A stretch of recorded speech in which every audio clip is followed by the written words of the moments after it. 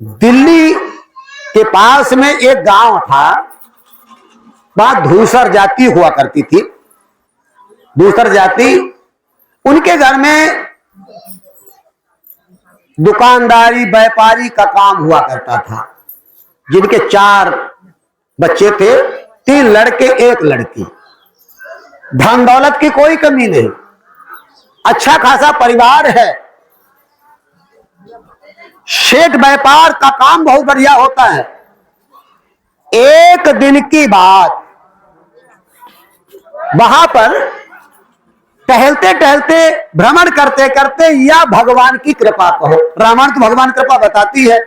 अब भरोस मोय भा हनुमंता, और बिन हरि कृपा मिले ना। संत मिलते तो भगवान की कृपा रामायण बताती है। भगवान की कृपा कहो, वहां एक संत जी पहुंच गए। तो उन्होंने गांव में फेरी एरी लगाई और एक वृक्ष के नीचे बैठ गए। तो लोगों ने पूछा क्या करोगे क्या करोगे? तो उन्होंने कहा हम पल 2 पल का सत्संग करेंगे। सत्संग पल 2 पल का होता है। भजन कई घंटा गाए जाते हैं, कथा 7 दिन 8 दिन होती है, और सत्संग 1 घड़ी, आधी घड़ी। आधु मां पुण्याधि, तुलसी संगत साधु की हरय कोटि।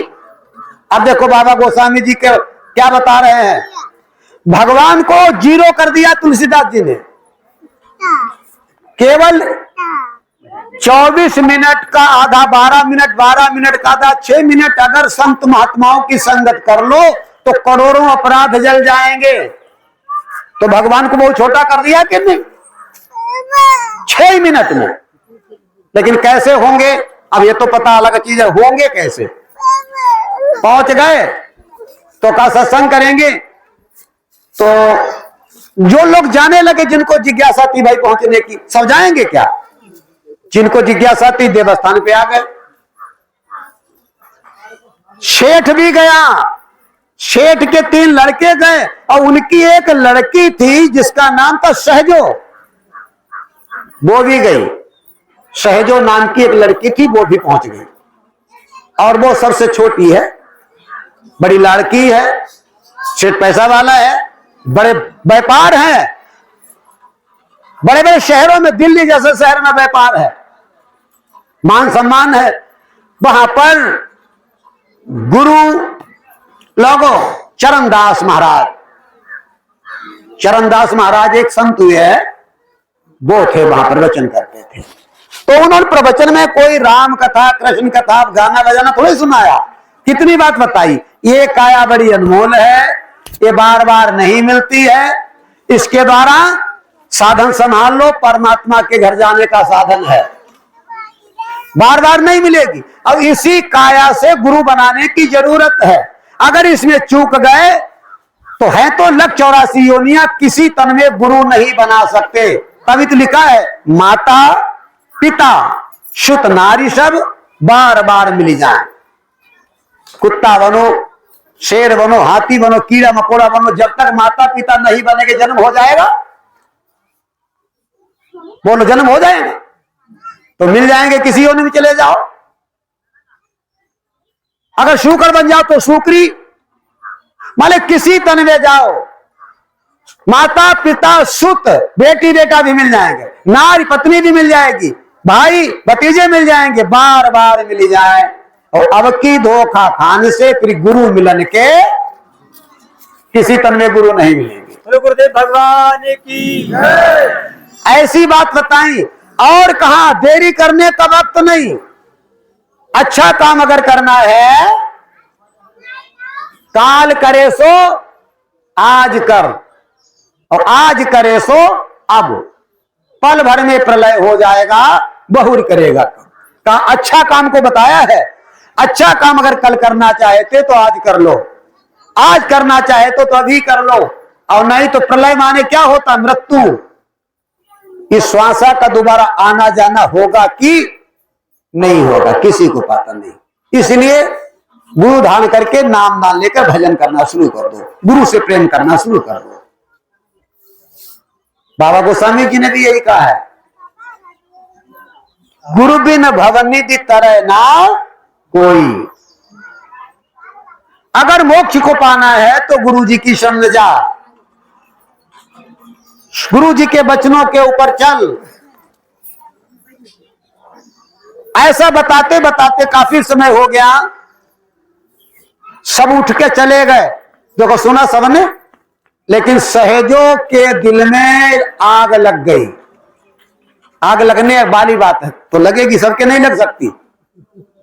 सहजों सब चले गए, चरणदास महाराज जो है उनके चरणों में गिर गई। बोले महाराज आज हमको भी नाम दान दे दो, हमको भी गुरु मंत्र दे दो। क्यों, जब किसी योनि में गुरु नहीं मिलेंगे तो अब मौका क्यों खोया जाए। तो एक बार तो चरणदास महाराज ने उनको दूर करने की कोशिश, अभी तेरी उम्र नहीं, अभी रहने दे।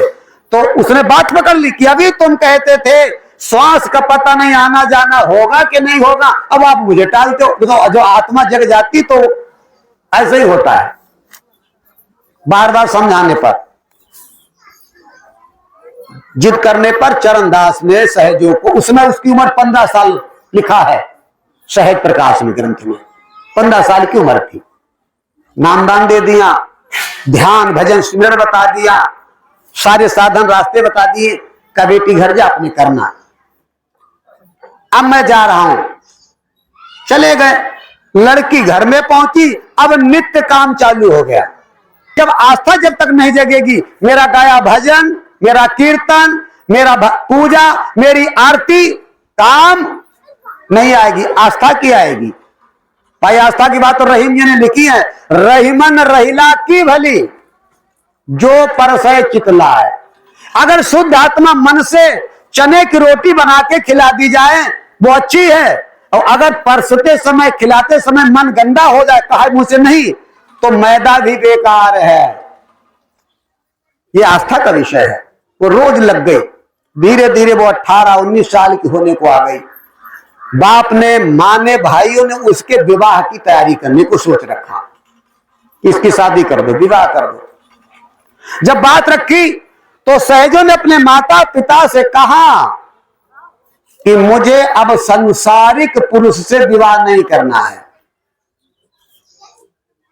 हमारा विवाह हो गया है, आप चिंता भी मेरी मत करें, जब मेरी शादी हो गई है तो हो गई है। ऐसा कहा गया, ऐसे पति को का वरें जन्मय और मर जाए। मैं ऐसे पिया का वर्ण कर चुकी हूं जो चुरीला अमर हो जाए। ये संसार के पति न जाने कितनी बार पैदा होते मरते हैं, मैंने तो उस परमात्मा का वर्ण कर लिया है। एक बार सुहाग हो गया, अब कभी सुहाग लुटने वाला, लेकिन परिवार वाले मानने वाले कहां, समाज वाले मानने वाले कहां, अब वो जबरिया पड़ गया पीछे से। तो सहजों ने कहा अगर मेरी बारात करना चाहते हो तुम लोग तो हमारे गुरुदेव को पहले बुलाया जाए। तो पता लगाया गया वो चरणदास कहां रहते हैं, वो गुरुमंत्र देके चले गए, आज तक नहीं आए ही नहीं अब तक। खोज की गई तो किस शहर में टहलते हुए मिले, उनको नगर में लाया गया, लड़की से वार्तालाप कराया गया। तो सहजो बोली गुरुदेव अब इस काया अधम काया को हमें सदम बनाने का मौका मिला है, हम विवाह नहीं करेंगे। तो माँ बाप ने बहुत दबाव प्रेशर डाला, गुरु जी ने भी समझाया। अंत में जब बात नहीं गुरु जी की चली तो कहा ठीक है बात, लड़की से शादी कर ले,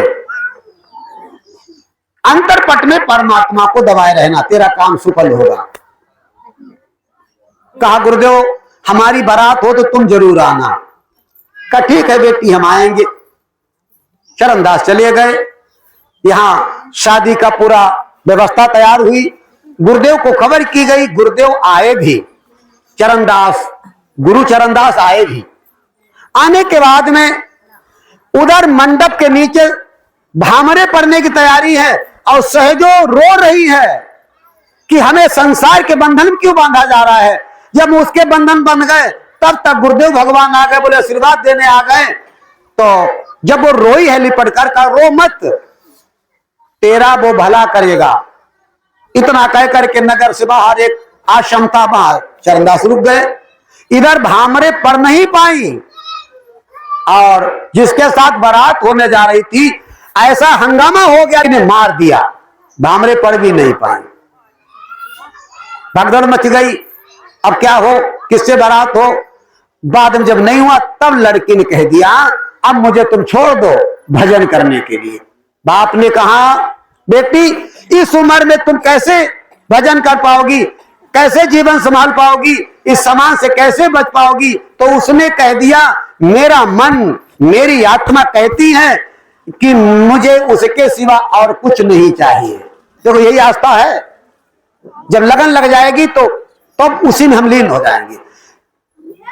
गुरुदेव चले गए, सहेजों ने अपना संन्यास भेद धारण कर लिया, नगर से बाहर मांगने लगी, भिक्षा से पेट भर, जो मिलता है खाती हैं, जो पहनने को मिलता है पहनती हैं, जैसे रहने को मिलता है रहती, क्योंकि अब वो परमात्मा पर निर्भर, जैसे तू रखे वैसे हम रहेंगे। जो भाई भजन में लीन है, सबको समझाती हैं, क्योंकि इतनी मगन है वो कि मालिक मुझे क्या देगा, जो देगा वही बहुत है। क्योंकि मालिक की गति को ऐसे नहीं पहचान सकते, मालिक की गति को पहचानना, मालिक के खेल को पहचानना, उसके कारनामा को पहचानना, हमें उस पर आत्मनिर्भर होना पड़ेगा, तब भक्ति बनती है। उसी के नाम भक्ति है। घर छोड़ दें, परिवार छोड़ दें, भोजन छोड़ दें, सोचो भक्ति हो जाएगी? नहीं होगी, अगर हम मालिक की गति को नहीं पहचान पाए। सहजो बाई इन्हीं बातों को कह रही है, जो उसने दिया बहुत कुछ दिया, आगे जो भी देगा बहुत कुछ देगा, क्योंकि अब हम उन पर निर्भर हैं। ऐसे करते करते सहजो बाई के ईंट पत्थर मारे गए, गालियां दी गई, अपमानित की गई। धीरे धीरे धीरे धीरे सहजो बाई का इतना भजन करते करते समय गुजर गया। एक झोपड़ी है खसपूस की, उसी में एक आसन लगा हुआ है, और चरण दास गुरु महाराज का चित्र तो उस समय बन नहीं पाता था, पेंटर लोग हाथ से बना लेते थे, कैमरा वगैरह थोड़े ही थे, जैसे तैसे ध्यान का चित्र है। खाली आसन रहता है, गुरु महाराज के नाम से जमीन में लेटती है, बैठती, भजन करती है, गुरु महाराज का बताया रास्ता अपना रही है। बुढ़ापा जब आ गया सहजो बाई का, अब इनका नाम सहजो से सहजो बाई हो गया। ए मत सोचो बड़े आराम से जीवन कटा होगा, शबरी का नहीं कटा, मीरा का नहीं कटा। जब मीरा को जहर दे दिया गया, प्रहलाद को कांटन जला दिया गया, तो सहजो के साथ क्या हुआ? बड़े संकट। एक दिन की बात, भजन को देखकर, भक्ति को देखकर बड़े दिनों के बाद में देखो गुरु महाराज आ गए, नाम दान देके, शादी में आशीर्वाद देके चले गए, अब बुढ़ापे पे आए हैं। तब तक रोज ध्यान मूलम गुरु मूर्ति, पूजा मूलम गुरु पदम, मंत्र मूलम गुरु वाक्यम, मोक्ष मूलम गुरु कृपा। ध्यान केवल गुरु जी की मूर्ति का, पूजा गुरु जी के चरणों की, मंत्र जो गुरु जी बता गए हैं, और मोक्ष का इंतजार बाद में। चरणदास आ गए, झोपड़ी में उसी आसन पे बिठा दिया। सहजो सोच रही हैं गुरु महाराज को सेवा की जाए, जो भी सेवा की। झोपड़ी से बाहर जैसे ही सहजो निकली गुरु महाराज का आसन लगाने के बाद में, तो दरवाजे पे क्या देखा? एक दिव्य पुरुष खड़ा है, तेज उसके अंदर में, पूरे शरीर से प्रकाश निकल रहा है। सहजो की आंखें चकाचौंध हो रही हैं। सहजो ने देख तो लिया, लेकिन अपने गुरु जी की सेवा के में लगन थी, जल लेने हैं, फल लेने, अन्न लेने, प्रसादी, उधर भाग रही। तो दिव्य पुरुष ने बोला सहजो, तो सहजो मुड़ के खड़ी हो गई। क्या बात है?